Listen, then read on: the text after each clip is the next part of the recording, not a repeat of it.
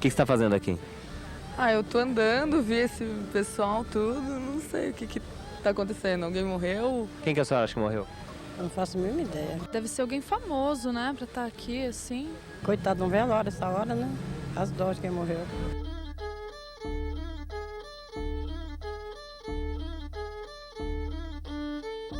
Você sabia que a literatura morreu? Não conhecia. Quem morreu? Você sabe quem morreu? Não. Pelo que eu tô vendo aqui, é a literatura, né? Sabendo não. Tô enterrando a literatura. Livro nunca deve ser morto. Ia fazer falta? Indiferente pra mim, mano. Pra você. Diferente pra mim, pra você. Livro deve ser divulgado. Pra mim, tanto faz. Eu não leio mesmo. E como é que as crianças vão aprender a ler e escrever? Como é que vai ser? Tem coisas ainda que dá para aproveitar, né? Como um livro que nós já pegamos aí, que eu vi, do Paulo Coelho. Eu acho que tem vida ainda, hein? A literatura não morre. Morre o que é ruim. O que é bom fica na cabeça daqueles que estudaram, que leram. Literatura morreu? Para os Campos não nasceu ainda. Eles disseram, eles encontraram um feto e disseram que a literatura estava morta. Isso é por causa do que eles pariram. Isso é uma idiotice total. Evidentemente que o verso não nasce nem morre, o verso é vivo, é uma perenidade. E evidentemente o fenômeno literário também. Essa gracinha de literatura morrer, verso morrer, é para os cadáveres que escrevem, não é? A literatura pode incorporar novas técnicas, não é? Ela pode migrar do suporte livro estrito para um suporte mais amplo, mais multimídia, embora o livro sempre existirá de alguma forma, mas ela só vai morrer no dia que o homem morrer, porque expressar-se através de signos é a função do ser humano. Existe uma frase muito boa, não sei se é de Fernando Pessoa, mas se não é, merecia ser, porque é uma frase inteligente, diz assim: a literatura existe porque a vida não basta.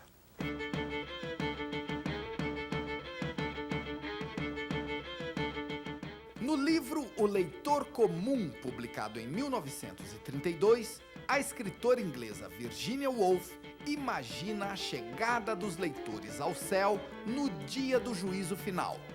Vendo a aproximação dessas pessoas com seus livros debaixo dos braços, o Todo-Poderoso diria para Pedro: vede, esses não precisam de recompensas, nada temos aqui para eles. Amaram ler. Nos nossos dias, essa história seria bem diferente. Diante dos leitores, Deus talvez pensasse: nossa, com tantas opções, por que será que eles amaram justamente os livros? A disputa pela atenção é hoje briga de gente grande. Nunca se teve tantos livros à disposição, é verdade, mas também o livro nunca teve tantos concorrentes. A morte é a curva da estrada. Morrer é só não ser visto. Fernando Pessoa. Eu não acho que há indiferença pelos livros nem a morte da literatura. Não acho mesmo. Né? Eu acho que existem outros concorrentes da literatura. Né? É evidente. Né? Certas necessidades do imaginário do homem hoje são preenchidas de outra maneira. Né?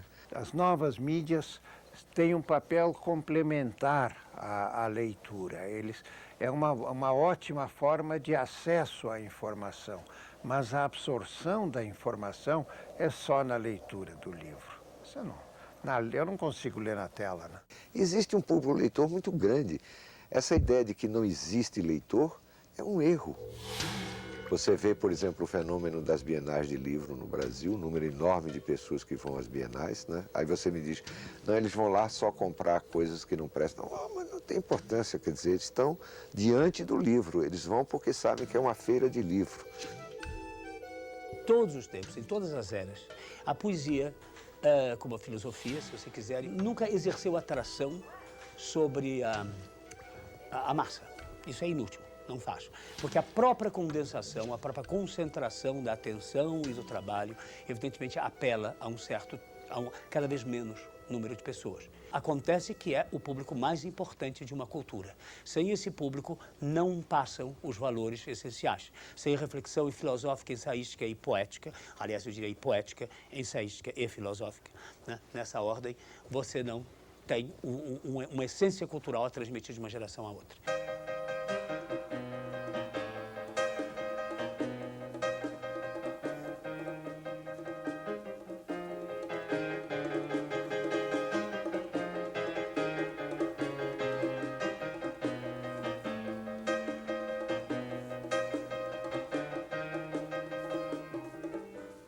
Ao verme que primeiro roeu as frias carnes do meu cadáver, dedico como saudosa lembrança estas memórias póstumas. Nós tivemos muitas experiências com estudantes, vestibulandos e mesmo as pessoas que fazem prova nas escolas, que vinham assistir a peça na esperança de não ter que ler o livro.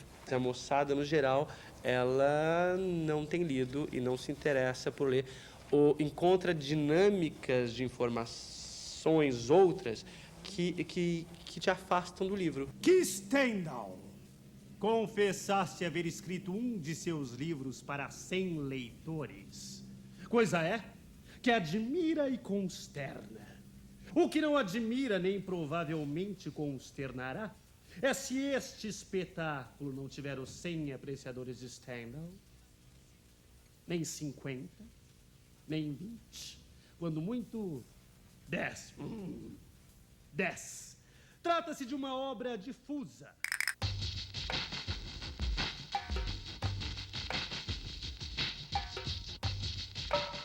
Eu já leu esse livro aqui?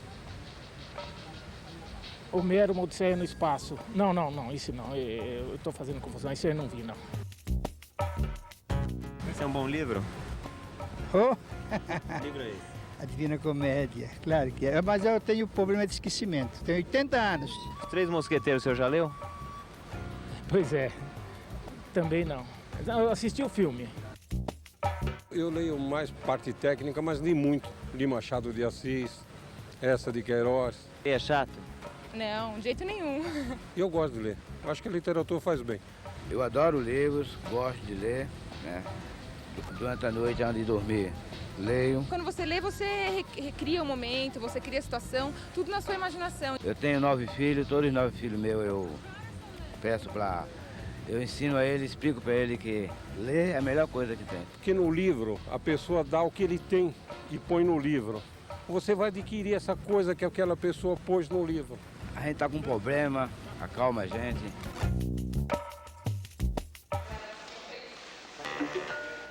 Na instalação do artista norte-americano Bill Viola, Room for St. John of the Cross, a literatura dá um salto tecnológico e poético para fora do livro. Na galeria escura, uma imagem das montanhas. Som de vento e estrondo de terremoto. No centro da galeria, um cubículo com uma janela. Colocando-se a cabeça através da janela, vê-se o interior do ambiente. Mobília simples, chão de terra. O som de fora desaparece. E no silêncio, escuta-se a poesia do santo espanhol, João da Cruz. Poesia do século XVI, que começou a ser escrita numa cela do mesmo tamanho do cubículo, num monastério onde o santo ficou preso por 9 meses, isolado do mundo. Vengo e muero. Buscando mis amores, iré por esses montes e riberas. Ni cogeré las flores, ni temeré las fieras, e passaré los fuertes de fronteiras. Nascido no isolamento, o livro normalmente tem como destino a companhia de outros livros. O desejo humano de reunir todo o conhecimento num só lugar. No século IV a.C., a Biblioteca de Alexandria já fazia este papel e se tornou o símbolo da biblioteca que contém todo o conhecimento humano. A Biblioteca Nacional do Rio de Janeiro, criada no começo do século XIX, foi nossa versão colonial da Biblioteca de Alexandria. Nela estavam todos os livros que a corte portuguesa tinha conseguido trazer, fugindo apressada dos exércitos napoleônicos. Mas qual será a Biblioteca de Alexandria dos nossos tempos? Uma das maiores coleções do mundo em termos não virtuais, né? Na biblioteca tradicional, com certeza, é a Biblioteca do Congresso. Tem mais de 17 milhões de livros, e se não me engano mais de 95 milhões de materiais de maneira geral, em mapas, coleções especiais em geral, porque na verdade ela representa, ela é o depósito legal do país, o que nós também temos em relação à nossa Biblioteca Nacional, né? Então todo livro, tudo que é produzido tem que ser depositado. Fazendo um paralelo, nós temos aqui a nossa Biblioteca Nacional, que já, pelo menos uma parte dela já se encontra no ar. Isso é muito comentado, né? Que de repente a internet está democratizando o acesso à informação, etc. Quer dizer, isso ainda não é verdade, né? Porque nós ainda temos no Brasil, quer dizer, uma grande concentração das pessoas que efetivamente têm acesso à internet. Se o homem moderno quiser, vá buscá-lo nos livros. Tudo aquilo que se oferece em demasia perde a graça. Quando você descobre um bom restaurante, um pequeno restaurante, você então conta para os seus amigos mais íntimos, né? É um privilégio que você divide com os amigos. A literatura também é isso, é um privilégio que você divide com aqueles que têm sensibilidade para curti-la. Não se deve oferecer como se oferece sabão, nem como se oferece carne nos açougues. Quem quiser vai procurar, as bibliotecas estão aí, as livrarias estão aí. Ai, que prazer não cumprir um dever, ter um livro para ler e não o fazer. Ler é maçada, estudar é nada, o sol doira sem a literatura. Você lê? Jornal, quadrinhos. Isso é literatura? Sim. Quantos livros você já leu? Quantos? Já li a média aí de uns 5, 6 livros aí. Uns 100 e pouco, 150, 100 mais ou menos.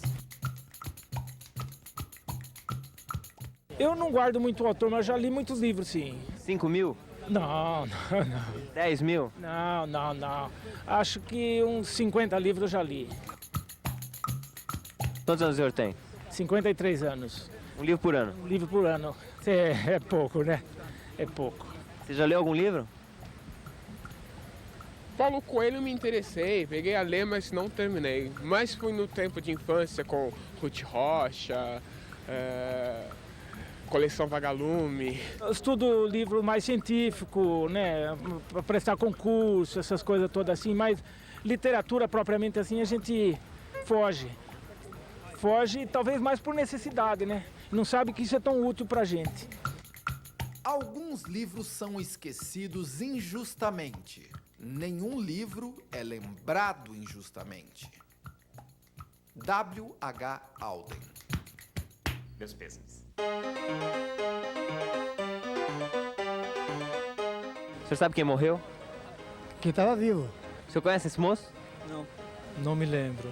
Acho que Camões. Não me lembro. Por que estão cumprimentando ele? Isso já é um morto, né? Ele é o morto? É. Quem cumprimenta morto?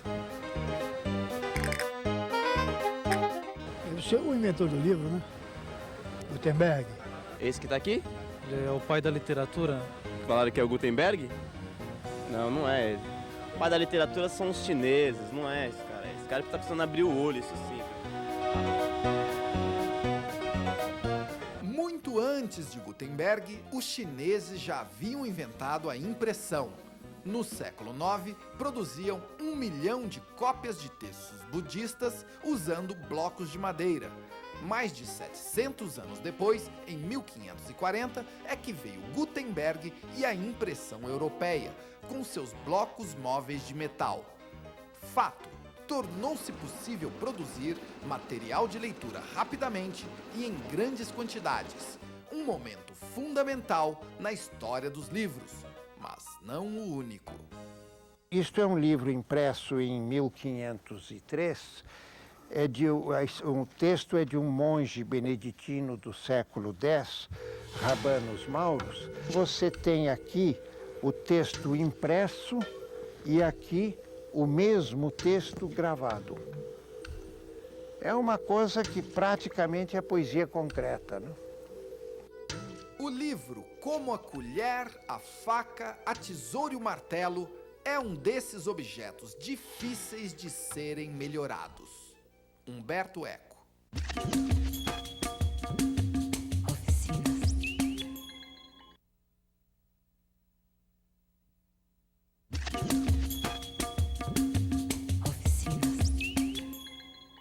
leu algum livro por causa de um filme? Não filme, mas sim novela. Chica da Silva. Cristiane F. O último que eu li foi Advogado do Diabo. Já li do George Orwell, filme 1984. Você gostou mais de ler o livro ou de ver a novela? Sinceramente, o livro. O livro você participa mais dele, né? Ele tem muito mais jogos de palavras e expressões. Você viaja mais no livro. Quando você lê o livro, parece que ele fixa na sua mente. É melhor que ver uma novela. A novela é passageiro, você não vai lembrar do capítulo 10 ou 15. Mas você lê o livro, você sabe o começo, o meio e o fim da história.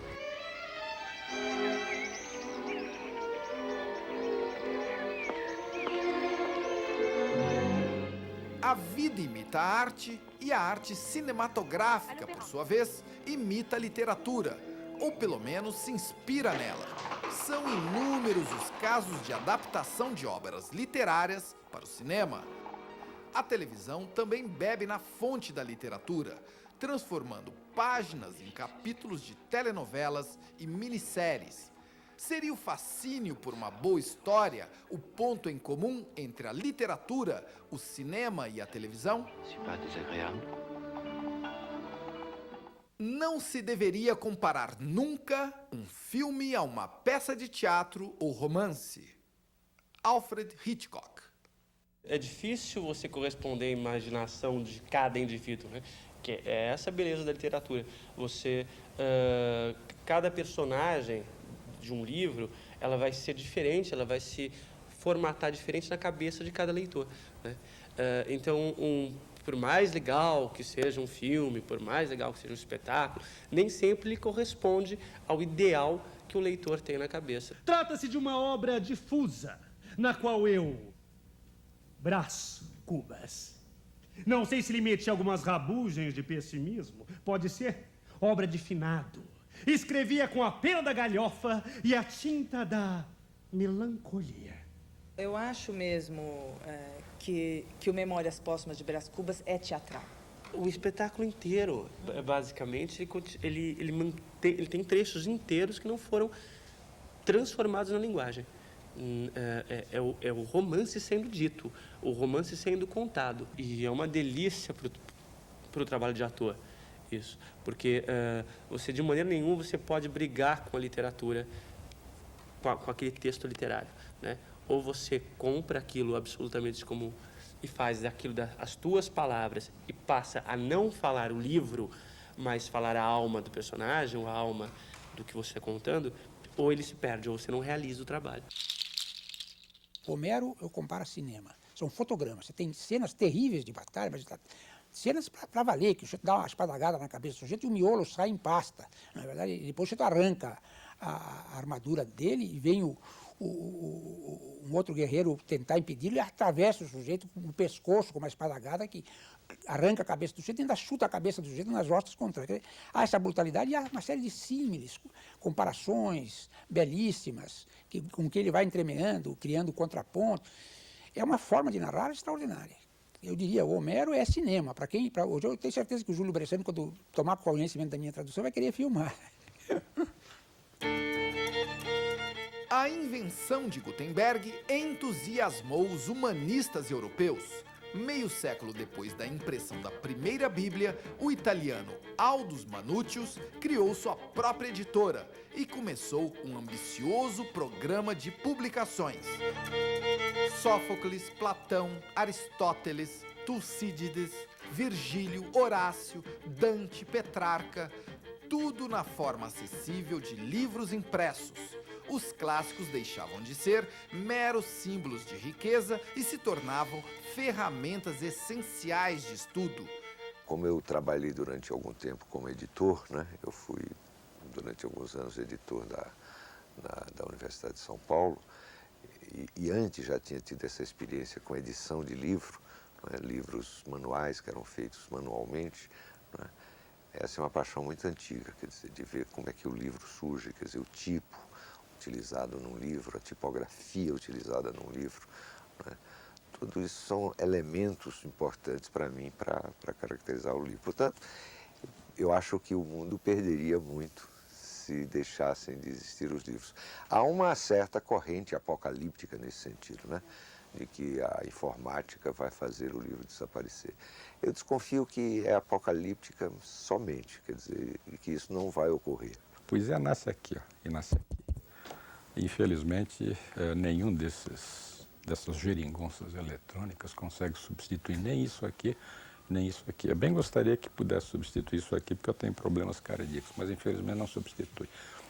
E a cabeça muito menos. O computador apenas ajuda a cabeça a trabalhar mais depressa, mas não supre aquela qualidade fundamental da inteligência humana, que é o poder de criar. O computador repete, não cria. The king insisted that he would find some way to prove beyond dispute that his wife was fairest of all women. Antes da escrita, as pessoas inspiradas não tinham visões, ouviam vozes. Borges teve problemas nos olhos, em boa parte da sua vida, teve acesso à literatura através das vozes das pessoas que liam para ele. Na velhice ficou cego, como Homero e Milton. João Cabral de Melo Neto parou de escrever poesia devido aos seus problemas de visão. O verso é meu. Mas, amigo, quando declamas, Ele parece teu. tão deploravelmente, Ou estropias. O verso é: meu, mas amigo, quando declamas, ele parece teu tão deploravelmente, ou estropias. Se dependesse dessa leitura, você acha que a literatura estava morta? Eu acho que estava morta. Completamente. Não teve muito sentido. E dessa leitura? o verso é meu. Mas, amigo, quando declamas, ele parece teu, tão deploravelmente o estropias. Bom, assim é diferente, tem sentimento, né? A dinâmica é muito melhor, assim, a locução também. E aí é muito mais gostoso você escutar uma coisa que você possa entender. Aquilo que ele leu ali não tinha nada. Mal lido, sem acentuação e sem sentimento. Um robô lendo e mal lido. Atualmente, só acontece o ilegível. Oscar Wilde. Eu pertenço a uma geração que, como diria o Ítalo Calvino, ela substituiu o mundo como teatro pelo mundo como cinema, né? O cinema foi extremamente importante para a minha geração. É natural que a minha experiência de roteirista entre na minha literatura e que o inverso ocorra também, que a minha experiência como ficcionista entre no meu trabalho de roteirista, na hora de compor os personagens, na hora de desenhar a estrutura narrativa. Essa linguagem híbrida que está surgindo, eu acho que é uma característica do mundo das artes contemporâneas. O teórico Pierre Levy afirma que vivemos um desses raros momentos em que um novo estilo de humanidade é inventado. A mudança na linguagem proporcionada pela informática tem tudo a ver com este momento. O termo hipertexto foi cunhado na década de 70 pelo especialista em computação Ted Nelson, para exprimir a ideia de escrita-leitura não linear em um sistema de informática. Eu acho que o hipertexto, ele a palavra é a novidade, a tecnologia é a novidade, mas de uma certa forma ele sempre existiu, porque sempre existiu essa relação complexa entre leitor e o texto. Esses links que o leitor faz com as diferentes referências que ele tem, isso sempre existiu, né? É assim que o leitor funciona, né? Hoje ele tem apenas uma parafernália maior, né? Que se falava muito que o CD-ROM viria substituir o livro, e o que a gente vê hoje é que isso não ocorreu, de fato não vai, e nem vai ocorrer. Quer dizer, é uma mídia que tem o seu papel, que ocupa o seu papel, mas não ocupa o papel do livro. Eu tenho uma visão que, por enquanto, o CD-ROM ele traz grandes ganhos nos livros de referência, onde o meio te permite buscar, entrecruzar e tal. Na literatura, o ganho é nenhum, na minha opinião. No livro infantil, há alguns ganhos, que você tem a parte lúdica, que você pode brincar com a tecnologia, mas não substitui o formato livro por enquanto. Se for substituir para melhor, ótimo, né? Jogo de Amarelinha, romance do escritor argentino Júlio Cortázar, escrito em 1968, é todo construído com capítulos intercambiáveis. A sequência de leitura é determinada pelo leitor, que assim constrói sua própria história.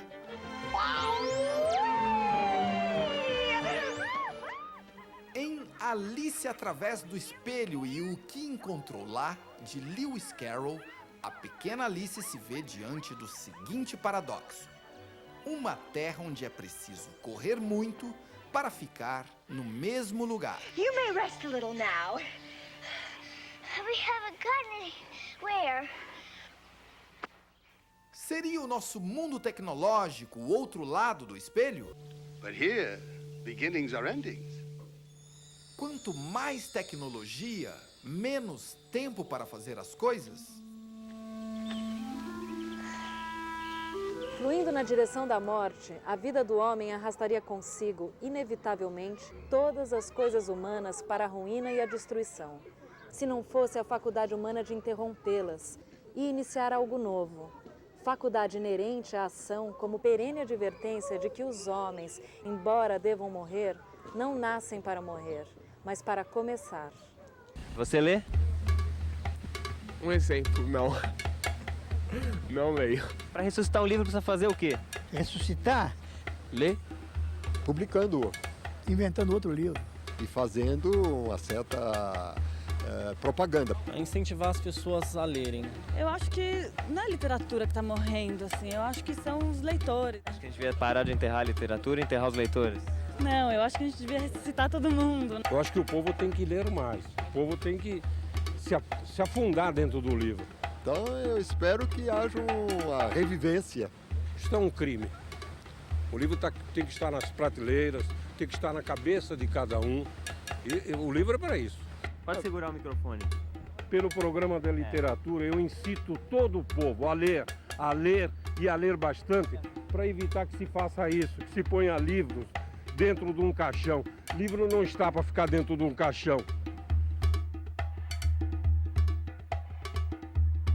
Imaginando a literatura como um universo, né?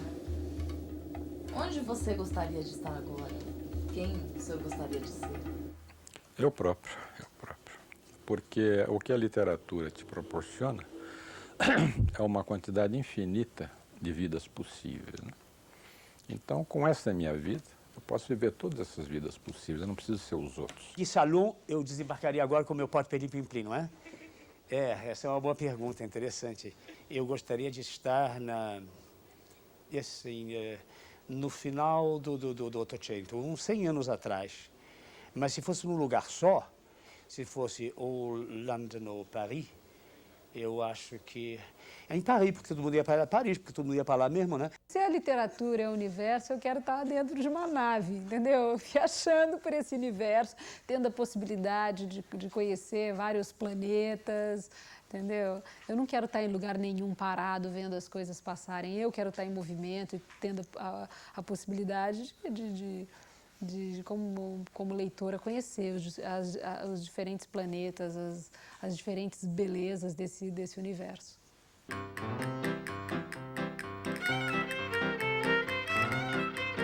Você não está nem um pouco triste? Não, porque eu tenho certeza que muitas pessoas como eu, muitos jovens hoje em dia como eu, não têm muito acesso. Para o futuro da vida vai fazer falta. Eu acredito que não. Burrice. Para mim é burrice. Para mim a pior coisa que tem é acabar com o livro, acabar com a leitura. Está sendo enterrado aí literatura famosas, como se o mais aí no caso Don Quixote, isso é coisa importante, né? Isso aí não pode ser enterrado. Ela desenvolve o intelecto da pessoa. Sei que as pessoas sabem o que é intelecto aqui. Eu sou autodidata. É aqui que está tudo. Aqui está o pão, aqui está a comida. No livro você encontra tudo. A literatura existe porque a vida não basta.